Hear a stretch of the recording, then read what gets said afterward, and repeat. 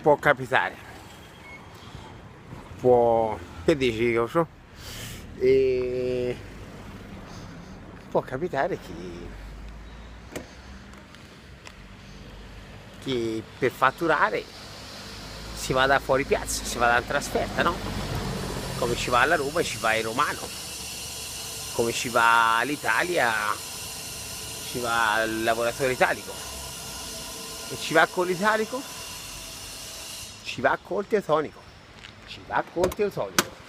Perché l'italico l'ha mandato a pettinare, l'ha mandato a lucidare. E poi ti sei reso conto.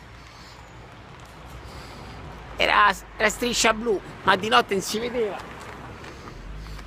Tito, tu ti hai ritinto il tetto, ma tu ti intendi tanto di ritinti. Prez, tutto il tuo parcheggiato, ma te ti intendi tanto di strisce blu, non tanto di tinte, perché non tanto tinte. Tac! La sorpresina del sindaco. Giustamente, insomma, con molta attenzione, Atac, Atac, Atac. Non è mica un autobus. Una bella bustina. Ah, c'è anche la pecetta, perché insomma, diciamo che le cose vanno fatte bene, no? E non me ne ero accorto, è colpa mia. Certo, non era tanto tinta, eh.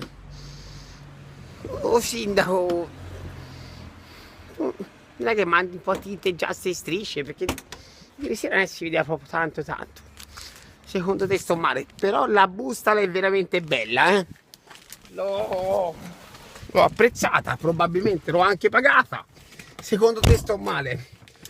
A qualcuno tocca farla pagare, o mio cliente, mi sa che ti tocca pagare pure sta multa, la polizietta se ne fa anche un'altra. Viva la vita, tutta la vita, bella per te. Immobilismo, male dell'essere umano, oggi vado a Terni a battezzarlo. Viva la life!